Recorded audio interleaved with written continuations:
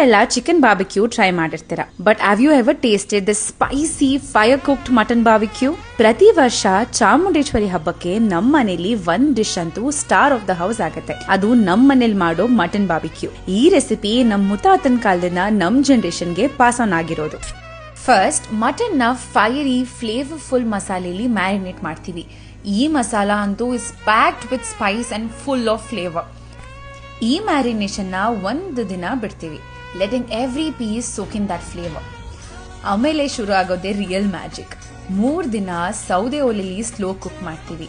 S, you heard it right. For 3 days ದಿನಕ್ಕೆ 1 ಸಲ ಅಥವಾ 2 ಸಲ ಬೆಂಕಿ ಹಚ್ಚಿ ಮಟನ್ ನ ಗ್ರಿಲ್ ಕುಕಿಂಗ್ ಮಾಡ್ತೀವಿ. No shortcuts at all. Mutton ಚೆನ್ನಾಗಿ 3 days ಕುಕ್ ಆದ್ಮೇಲೆ then it's finally ready. The mutton is crispy on the outside, juicy on the inside and is loaded with smoky, spicy flavor.